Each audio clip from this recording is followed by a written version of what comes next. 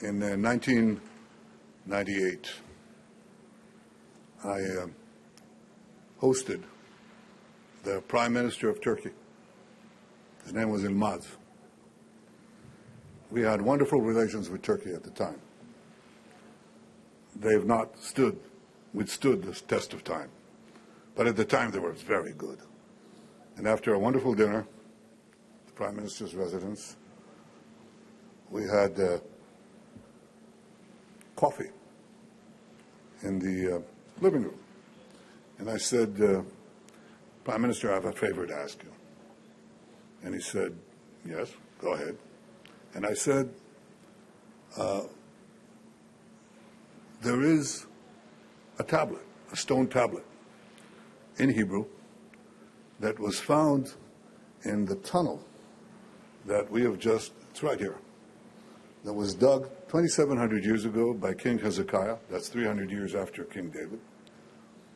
And it marks the place where two teams of diggers met, just as was described here, two teams of archaeological workers. They met when they dug this channel underneath Jerusalem to connect it to the water source and the pool of Siloam. It would be completely underground, safe from enemies. And when the two teams heard one another, they started digging towards each other, and at the place where they met and completed the tunnel, they put this tablet in Hebrew, the Bible speaking to us, because that channel, the digging of that channel is described in the Bible. And here we see that in biblical Hebrew, perhaps except the Dead Sea Scrolls, the most important archaeological discovery in Israel. And I said, look, I have a proposal for you. You know, we have thousands of Ottoman artifacts in our museums. Choose any one you want. You can get it. It's yours. And let's do an exchange. And he said, no, I'm sorry, I can't do that. And I said, well, take all the artifacts in our museums. And he said, no, I can't do that. And I said, well, name your price. And he said, Prime Minister Netanyahu, there is no price. And I said, why? He said, well, there is a growing Islamist constituency headed by the then mayor of Istanbul, you know his name.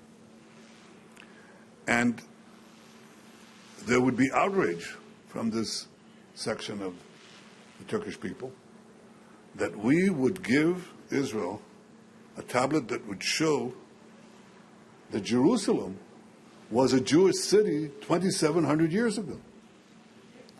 Well, it was a Jewish city 3,000 years ago.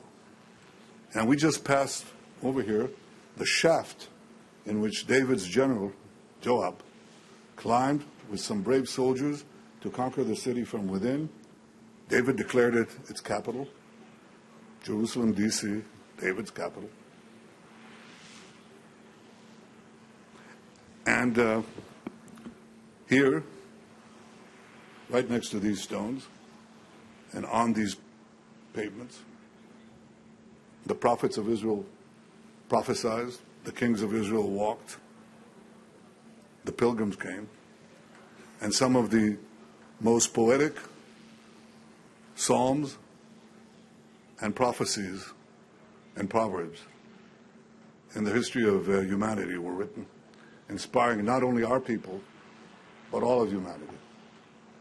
And this continued for 1,000 years into the time of Jesus, a Jewish rabbi from the Galilee who came here to Jerusalem, the Holy of Holies, and he came here to that pool in Siloam to be purified, where he also performed the miracle of helping the blind see.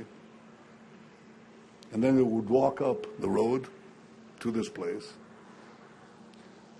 That was all brought to an end by the great rebellion of the Jews against the Romans in 70 AD. And when we tread on these stones, you will find a hole there, some holes, because the Jews hid in the spaces below the stones. We found a Roman sword there. The Jews fought bravely but the Romans were absolutely merciless. And they killed hundreds of thousands of Jews, including those hiding below the Pilgrim's Road. Now, 2,000 years later, we recovered our city. We recovered our independence. We built our sovereign state anew. We built an army. And we built a country like no other. But this country is based on those 2,000 years of yearning. Next year in Jerusalem, next year in Jerusalem. It didn't matter if you were in the ghetto in Toledo or the ghetto in Warsaw. That's what Jews prayed for. Next year in Jerusalem. Well, we're here. This is our city, Mr. Erdogan. It's not your city. It's our city. It will always be our city. It will not be divided again. And that's why I so much appreciate the leadership of President Trump in this area as well. When he declared Jerusalem our capital, something that should have been acknowledged by every leader in the world, but he did it. And then moved the American embassy here. He did things that are so obvious and yet defied all these governments, all these foreign chancelleries, all these experts who said, you cannot do that. He called me up before he did it. He asked, what do you think? I said, well, would there be riots? Would there be bloodshed? I said, I don't think so. But if there will be, it'll be primarily directed at us. And we are definitely ready.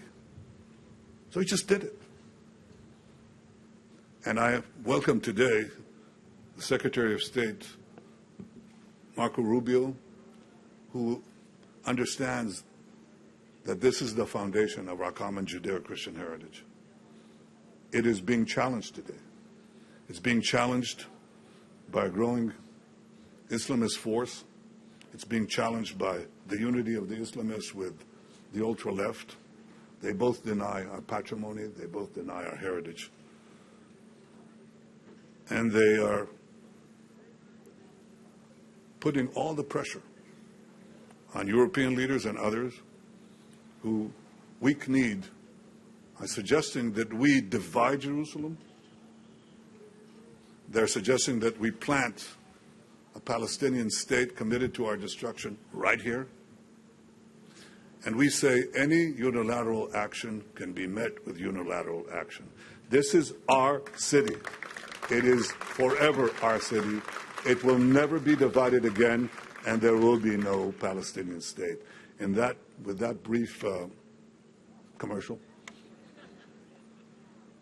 I want to thank the donors, the diggers, the people who committed so much of their lives to this incredible foundation of our civilization and of the Jewish people.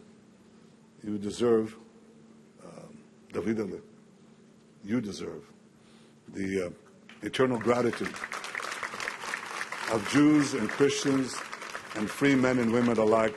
Thank you all. Thank you, and Am Yisrael Chai, and Jerusalem lives in our hearts. Thank you.